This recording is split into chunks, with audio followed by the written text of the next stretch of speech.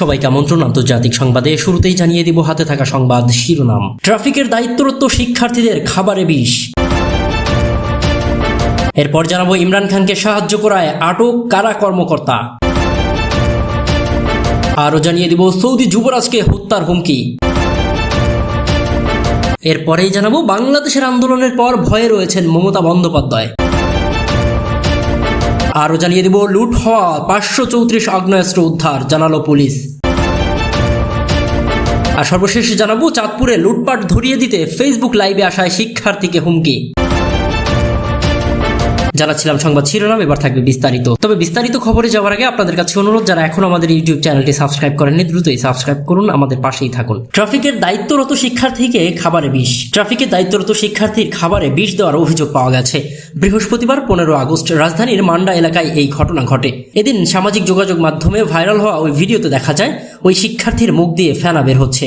তাকে রিকশায় করে নিয়ে যাচ্ছে অপর এক যুবক। পথিমধ্যে মুগদার আশিফা ডায়াগনস্টিক সেন্টারের সামনে পথচারীরা রিকশা থামিয়ে জানতে চায় কি হয়েছে।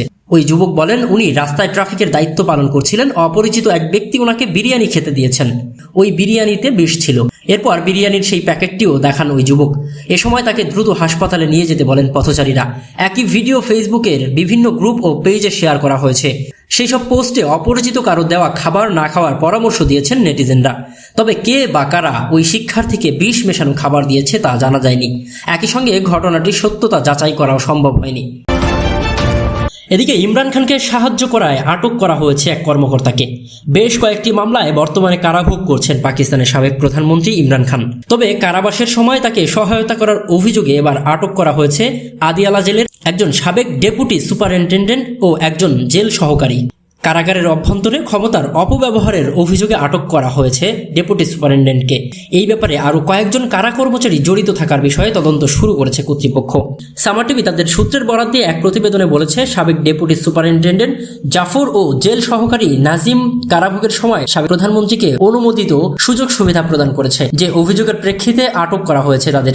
এদের অন্য আরেক সাবেক ডেপুটি সুপারিনটেন্ডেন্ট মোহাম্মদ আকরামের দেওয়া তথ্যের ভিত্তিতে আরও 6 কর্মচারীর বিরুদ্ধে তদন্ত চলছে। ওই 6 কর্মচারী আকরামের সঙ্গে ঘনিষ্ঠভাবে জড়িত বলেও জানা গেছে, কেননা আকরাম ভিন্ন মেয়াদে 15 বছর আদিয়ালা কারাগারে দায়িত্ব পালন করেছিলেন। এ সময় কারাগারের নিয়ম লঙ্ঘন করে ইমরান খানকে মোবাইল ফোন অ্যাক্সেস সুবিধা দিয়েছেন তিনি, যার প্রমাণ পাওয়া গেছে 3টি ইউরোপীয় দেশের সাথে যুক্ত হোয়াটসঅ্যাপ কলগুলোর তালিকায়। এছাড়াও আকরামকে পিটিআই নেতা জুলফি বুখারীর ঘনিষ্ঠ বলেও মনে করা হচ্ছে, যিনি ইমরান খানকে সহায়তা করার জন্য তার বার্তাবাহক হিসেবে কাজ করেছেন বলে অভিযোগে বলা হচ্ছে। এদিকে সৌদি যুবরাজকে হত্যার হুমকি। ফিলিস্তিনের উপর ইসরায়েলের বর্বরতা নিয়ে যেখানে ক্ষোভে ফুঁসছে গোটা বিশ্ব, সেখানে একরকম নীরব ভূমিকা পালন করছে মুসলিম বিশ্বের অন্যতম দেশ সৌদি আরব। জানিয়ে সৌদি যুবরাজ মোহাম্মদ বিন সালমানের উপর ক্ষোভ ছিল মুসলিম বিশ্ব নেতাদের। সেই ক্ষোভ আরও বেড়েছে ইসরায়েলের সঙ্গে সৌদি সম্পর্ক স্বাভাবিক করার উদ্যোগ নেওয়ার কথা জানানোর পর। এবার সেই ক্ষোভের বহিঃপ্রকাশ ঘটল। গুপ্ত হত্যার হুমকি দেওয়া হয়েছে যুবরাজ সালমানকে। যুক্তরাষ্ট্র ভিত্তিক সংবাদ মাধ্যম পলিটিকোতে প্রকাশিত এক প্রতিবেদনে দাবি করা হয়েছে এমনটি। প্রতিবেদনে বলা হয়েছে, সৌদি যুবরাজ মার্কিন কংগ্রেসের সদস্যদের বলেছেন তিনি সৌদি ইসরায়েল সম্পর্ক স্বাভাবিকীকরণের লক্ষ্যে বড় দর কষাকষি করে নিজের জীবনকে ঝুঁকির মধ্যে ফেলেছেন। শুধু তাই নয়, যুবরাজ মিশরীয় নেতা আনোয়ার সাদাতের নিহতের ঘটনা উল্লেখ করেও যুক্তরাষ্ট্রের কাছে প্রশ্ন ছুড়ে দিয়েছেন। তিনি বলেন, ইসরায়েলের সঙ্গে শান্তি চুক্তি করার পর সাদাতকে হত্যা করা হয়েছিল। যুক্তরাষ্ট্র তাকে রক্ষা করার জন্য কি করেছিল? এছাড়াও তিনি যে হুমকির সম্মুখীন হচ্ছেন সে বিষয়ে বিস্তারিত জানিয়ে ইসরায়েলের সঙ্গে সম্পর্ক স্বাভাবিকীকরণের চুক্তিকে ফিলিস্তিনি রাষ্ট্রের সত্যিকারের গঠনকে অন্তর্ভুক্ত করার যুক্তিও তুলে ধরেন। যুবরাজ এই শর্তকে খুব উচিত বলে অভিহিত করেন। কারণ হিসেবে বলেন, গাজা যুদ্ধ এখন ইসরায়েলের বিরুদ্ধে আরবদের ক্রোধকে তীব্র করছে। তবে ঝুঁকি থাকা সত্ত্বেও যুবরাজ যুক্তরাষ্ট্র ও ইসরায়েলের সঙ্গে চুক্তির আলোচনা চালিয়ে যেতে ইচ্ছুক, কেননা যুবরাজের মতে এটি তার দেশের ভবিষ্যতের জন্য গুরুত্বপূর্ণ। এদিকে বাংলাদেশের আন্দোলনের পর ভয়ে রয়েছেন মমতা বন্দ্যোপাধ্যায়। হাসপাতালে চিকিৎসককে ধর্ষণ ও হত্যার ঘটনায় তুলকালাম চলছে ভারতের পশ্চিমবঙ্গে। এই ক্ষোভের রোষ অনেকটাই পড়েছে রাজ্যটির মুখ্যমন্ত্রী মমতা ব্যানার্জির উপর।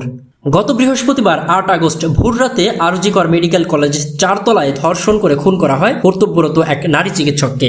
এই ঘটনার পরেই ক্ষোভে উত্তাল পশ্চিমবঙ্গ, চাপে পড়েছে মমতা ব্যানার্জিও। বুধবার বেহেলায় প্রাক স্বাধীনতা দিবসের অনুষ্ঠানে যোগ দিয়েছিলেন মমতা। অনুষ্ঠানে চলমান আন্দোলন নিয়ে কথা বলেছেন মমতা। আর সেই প্রসঙ্গ টেনেই মমতা বলেছেন, অনেকে ভাবছেন বাংলাদেশের মতো এখানেও সরকার ফেলে দেবে, আমি ক্ষমতার মায়া করি না। মমতার কথায় আরজিকরের ঘটনা নিয়ে সিপিএম এবং বিজেপি রাজনীতি করছে। বাংলাদেশের একটা ঘটনা ঘটে গিয়েছে, গেছে। অনেকে ভাবছেন বাংলাদেশের ঘটনা টেনে এখানেও ক্ষমতা দখল করবেন, কিন্তু মনে রাখবেন আমি ক্ষমতার মায়া করি না। যতদিন বাঁচবো মানুষকে ন্যায় বিচার এনে দেবো।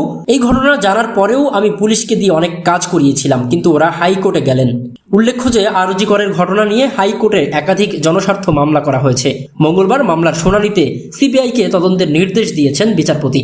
আন্দোলন বিশেষ রাজনৈতিক দল পরিকল্পিতভাবে করাচ্ছে বলেও মনে করেন মমতা। তিনি বলেন, যারা আন্দোলন করাচ্ছেন তারা অধিকাংশই ছাত্রছাত্রী নন, রাজনৈতিক দল এটা পরিকল্পিতভাবে করছে, ভাবছে মমতাকে ক্ষমতা থেকে সরাবে। ওরা জানে না মমতা সরতে আসলে 1 সেকেন্ড লাগে। ঠিক যেভাবে আমি রেল থেকে সরে এসেছিলাম। অন্যায়ের কাছে আমি মাথা নত করি না, করবও না। দরকার হলে মানুষের কাছে মাথা নত করব, কিন্তু কোনো রাজনৈতিক দলের কাছে নয়। এদিকে লুট হওয়া 534টি আগ্নেয়াস্ত্র উদ্ধার জানালো পুলিশ। দেশের বিভিন্ন থানা, পুলিশ ফাঁড়ি ও পুলিশ লাইন্স থেকে লুট হওয়া 534টি আগ্নেয়াস্ত্র উদ্ধার করা হয়েছে। আজ বৃহস্পতিবার পুলিশ সদর দপ্তর থেকে এই তথ্য জানানো হয়। পুলিশ সদর দপ্তরের এক হোয়াটসঅ্যাপে বার্তায় বলা হয়, পুলিশের কাছ থেকে লুট হওয়া অস্ত্রগুলোর মধ্যে আজ বৃহস্পতিবার পর্যন্ত নানা ধরনের 534টি আগ্নেয়াস্ত্র উদ্ধার করা হয়েছে। এ সময় 10,229টি গুলি, 359টি কাঁদানি গ্যাসের সেল ও 142টি সাউন্ড গ্রেনেড উদ্ধার করা হয়। এদিকে গতকাল বুধবার পর্যন্ত র্যাব 97টি অস্ত্র উদ্ধারের পাশাপাশি 6,585টি গোলাবারুদ ও 28টি ম্যাগাজিন উদ্ধার করেছে। দেশে শুরু হওয়া গণ অভ্যুত্থানের পর শেখ হাসিনা ক্ষমতাচ্যুতির দিন 5 আগস্ট দেশের বিভিন্ন স্থানে থানা, ফাঁড়ি ও পুলিশের বিভিন্ন ইউনিটে হামলা, ভাঙচুর, অগ্নিসংযোগ এবং অস্ত্র ও গোলাবারুদ লুটের ঘটনা ঘটে।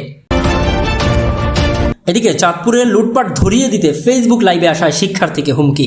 চাঁদপুরে লুটপাটের ঘটনা ধরিয়ে দিতে ফেসবুক লাইভে আসায় হুমকি দেওয়া হচ্ছে আমেরিকান ইন্টারন্যাশনাল ইউনিভার্সিটির শিক্ষার্থী ফয়সাল মুন্সি ও তার পরিবারের সদস্যদের। নিজের ফেসবুক পেজ থেকে ওই ভিডিও ডিলিট করতে চাপ প্রয়োগ করা হচ্ছে তাকে। ফয়সাল মুন্সি বৈষম্য বিরোধী ছাত্র আন্দোলনের অন্যতম সংগঠক। জুলাইয়ে রাজধানীতে চলা আন্দোলনে সক্রিয়ভাবে অংশ নেন তিনি। ফয়সাল সাংবাদিকদের জানান, প্রথম দফা আন্দোলনের পর গত 25শে জুলাই তিনি রাজধানী থেকে নিজ জেলা চাঁদপুরে চলে যান। ফের শিক্ষার্থী হত্যার দাবিতে ছাত্ররা মাঠে নামলে তিনি চাঁদপুর থেকে সক্রিয়ভাবে আন্দোলন চালিয়ে যান। ছাত্র জনতার বিক্ষোভের মুখে 5 আগস্ট শেখ হাসিনা ভারতে পালিয়ে গেলে চাঁদপুরের কয়েকটি জায়গায় লুটপাট ও ভাঙচুরের খবর পাওয়া যায়। তিনি বলেন, একজন ছাত্র হিসেবে আমি সবসময় এই লুটের বিরুদ্ধে কাজ করেছি।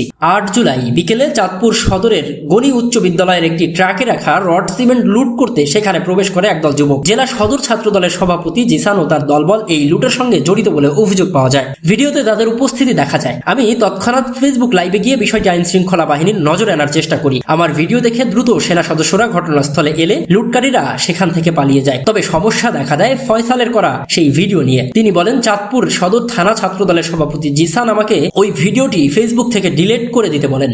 নিজেদের নির্দোষ প্রমাণ করে এমন একটি ভিডিও তৈরি করে ফের ফেসবুকে দিতেও চাপ প্রয়োগ করেন। শুধু আমাকেই নয়, আমার মা বাবাকেও ফোন করে হুমকিও দিয়েছেন। এই অভিযোগের সত্যতার বিষয়ে জানতে সাংবাদিকদের পক্ষ থেকে যোগাযোগ করা হয় জেলা সদর ছাত্র দলের সভাপতি জিসানের সঙ্গে। তিনি ভিডিও ধারণের বিষয়টি নিশ্চিত করেন। ওই দিন বিদ্যালয়ের মালামাল লুট করতে গিয়েছিলেন কিনা জানতে চাইলে তিনি বলেন, লুট বলা যাবে না, মূলত একটা বিষয়ে দেনা পাওনার বিষয়ে কথা বলতে গিয়েছিলাম। কিসের দেনা পাওনা জানতে চাইলে তিনি কোনো সদুত্তর দিতে পারেননি। তবে ফয়সাল মুন্সি ও তার পরিবারকে হুমকি দেওয়ার অভিযোগ অস্বীকার করেছেন জিসান। সঙ্গে ঘটনাটির সত্যতাও যাচাই করা সম্ভব হয়নি।